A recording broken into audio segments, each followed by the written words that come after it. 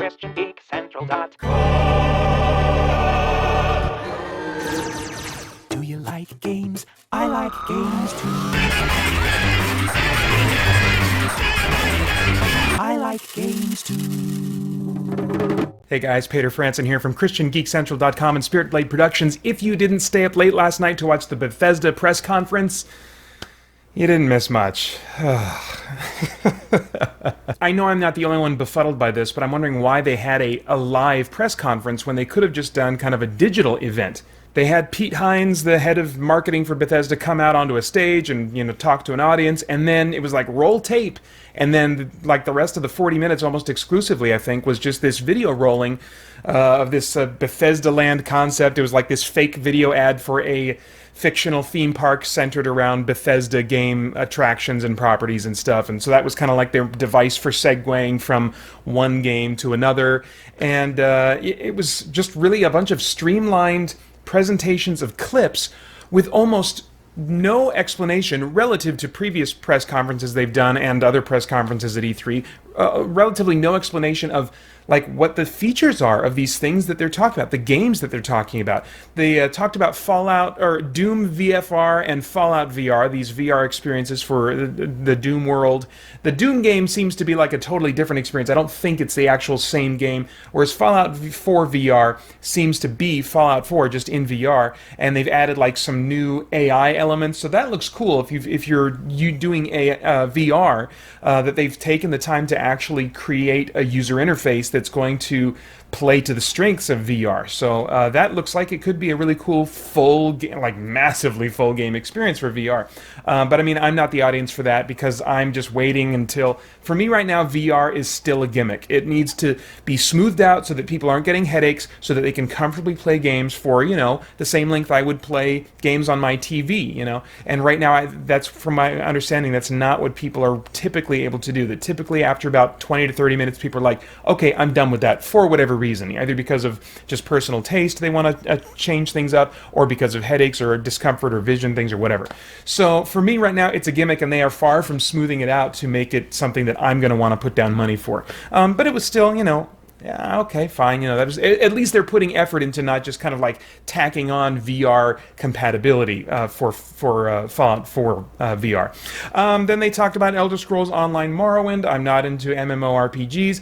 I would honestly give this one a try if they would make it available without a monthly subscription to either Bethesda's services or PlayStation services. I just like paying for games once, and I've heard that you can have pretty much a solo experience with this game. I mean, you're still aware of other players named Monkey Dookie 967 or whatever running around, which kind of breaks my immersion a little bit. Another reason I stay away from MMOs. But I mean, even with that, I'd be willing to give it a try if it weren't for the subscription services that I would have to pay for. So, not on my radar still. The Creation Club is on my radar. This is for essentially paid premium mods. They're allowing people to create mods that will then be like sold on the marketplace for Fallout 4 and for Skyrim, and a Skyrim Special Edition anyway, as far as consoles go.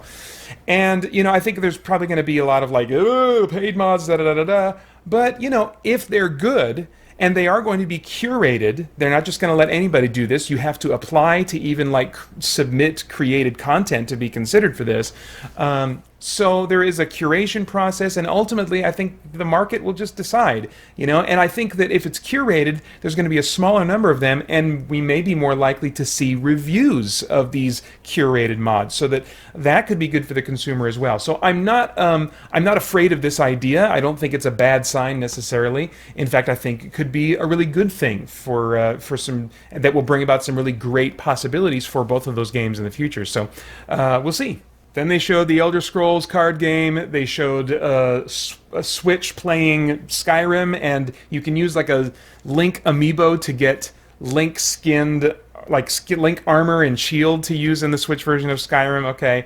then they showed Dishonored DLC, then they showed stuff for Quake Champions, then they showed stuff for Evil Within, then they showed footage for Wolfenstein, and again, all the footage of these was cool to see, and it granted one of my wishes, which is really a focus on showing gameplay rather than CG trailers. But maybe I should have been more specific in my wish, because I want to understand the gameplay that I'm looking at. I want to know what this experience is, and in the case of games that are like sequels or follow-ups or DLC to games that have come before, I want to know what are they doing that's different.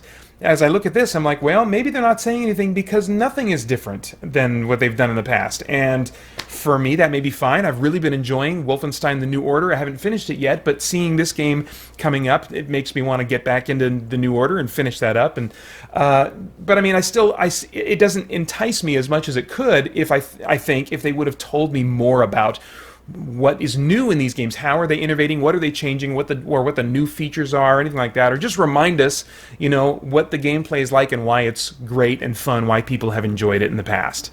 It was so odd. It was very short. I want to say that it was only about 40 minutes long. And someone did say, I saw a comment somewhere online that pointed out that Bethesda did call this a showcase and not a press conference, and so maybe we should be a little bit more fair to them. And so I think that's worth noting. I'm still hoping though that maybe Sony paid big bucks to make an exclusive announcement of some Bethesda thing during their conference. I don't know. I'm a little bummed that there's not a little bit more for them to talk about and announce this year, given that they decided to do this live press event.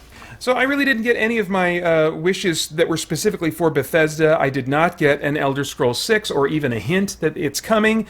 I did not get Skyrim New Vegas, like some kind of a Skyrim engine game put out by Obsidian, kind of like a Fallout New Vegas. We did get Wolfenstein, but I didn't get any indication that it's going to be more an open world type game or have more RPG type elements. So, but I mean, I think I'll still enjoy it. What I did get in my general wish list was short wait times. Everything that they talked about in their kind of press event is coming out in 2017. That's really cool. Always appreciate that. As I mentioned before, there were no CG trailers really that I recall. It was really focused on gameplay footage. So despite not understanding what I was seeing all the time, I really appreciate the focus on gameplay footage. I didn't get my wish for avoiding, gimmicks or trend chasing. I do think that the VR thing is a bit of a gimmick and a trend right now, so I didn't get that, but oh well. They didn't spend a ton of time on it. Of course, they didn't spend a ton of time on anything. So after the disappointment of the Bethesda press conference, I was definitely looking forward to Devolver Digital's press event, which is being called a press conference, and you can go to their YouTube channel and check it out. I'll try to put a link in the description below. I would definitely recommend checking out their press conference if you have a dark sense of humor, if you don't mind some F-bombs being dropped repeatedly, I think. It's basically... Devolver Digital is a publisher that really just focuses on indie games, or really small games. So they only had, I think, about 2 games, maybe 3 in their quote-unquote press conference to show video footage of. And I put that in quotes because it was a spoof. This was a spoof of E3 press conferences, the likes of which we've seen from, big companies like Ubisoft and Microsoft and EA and Sony and stuff like that. They did a great job of spoofing. You just kind of like the kind of halted way of speaking that often these kind of executives have, or these developers have, as they come out and talk about games and their plans. It's not very long. It's only about 15 minutes, and it's really funny. I sometimes wonder, are they being a little bit harsh? Are they going a little bit too far in trying to present themselves as the underdogs that aren't like those money-grabbing, big publishers? I don't know. Maybe I'll let you decide what you think about that. But I did think that it was funny and suited my weird and dark sense of humor. So it was a nice way to end my evening, even if it only showcased, a couple of games briefly, neither of which I'm happy into. They were both like top-down sci-fi type shooter games. One was called Ruiner, and the other was a Serious Sam game. And I'll probably look into those a little bit, but it was nothing that wowed me. It was more just kind of like this cool weird celebration and at the same time criticism, maybe, of E3. I don't know. If you've watched E3 press conferences in the past, and as I said, have a dark sense of humor, don't mind some F-bombs, you might find this funny. So anyway, those are my thoughts. I think it was well worth watching. I think both of them, I enjoyed watching. A little disappointing, but this world is not ultimately going to satisfy us. So what can we do? All right. So stay tuned. I will be talking about reactions to other press conferences and other announcements as the week continues. I've also got a video game live stream that's coming up on Friday, July 23rd from 4 p.m. to 10 p.m. Pacific right here on youtube.com/christiangeekcentral. I'm just going to be playing through my backlog of games and hanging out with you guys. And in the meantime, I hope you'll come and join us at christiangeekcentral.com as we continue to geek out and seek the truth. I like it,